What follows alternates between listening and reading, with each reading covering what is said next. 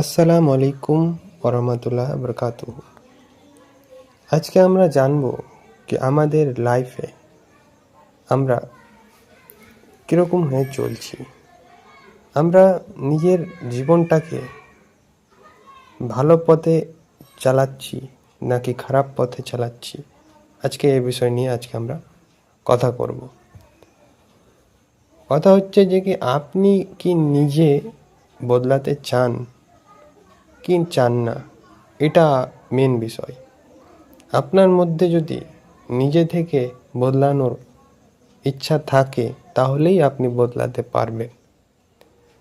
বদলানোর আগে আপনি নিজেকে একটা প্রশ্ন করুন যে কি আমি বদলাবো কিসের জন্য। আমার ভিতরে কি কোনো খারাপ আছে, কোনো ভুল আছে যে আমাকে বদলাতে হবে? আর যদি না থাকে তো আমি বদলাবো কেন? আপনি নিজের কথা নিজেই অনুভব করতে পারবেন, নিজের ভুল বুঝতে পারবেন।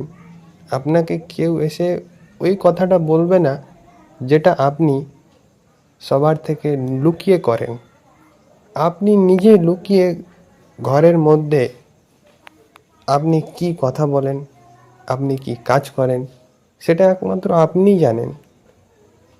আপনি নিজে আগে বসে ভাবুন যে কি আমি যেভাবে চলছি এর মধ্যে কি কোনো আমি খারাপ কাম করছি কি না।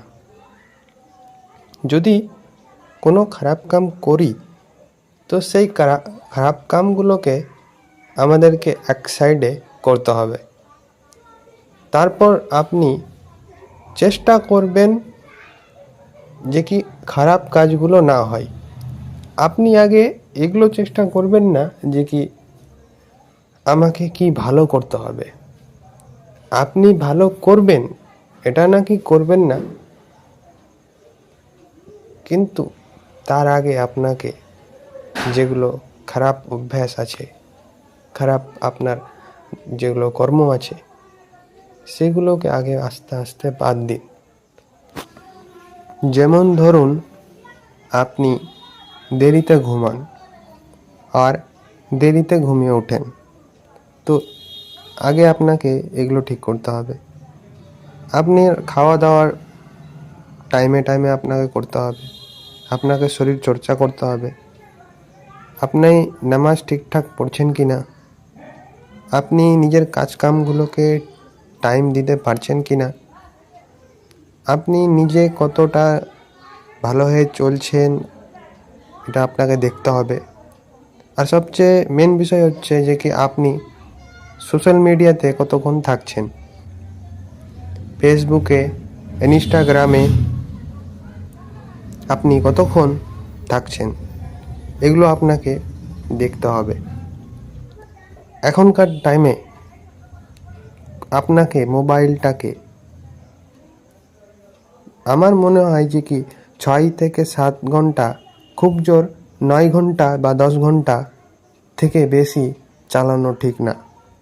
হ্যাঁ, আপনার যদি কোনো মোবাইলে কাজ থাকে, আপনি যদি মোবাইলের মাধ্যমে কোনো কিছু কাজ করে থাকেন তো আপনি সেটা করুন। কিন্তু যে আপনি ধরুন কি এমনি আপনি মোবাইলে বসে বসে শুধু স্ক্রল করে ভিডিও দেখছেন, এটা আপনার জন্য ভালো না।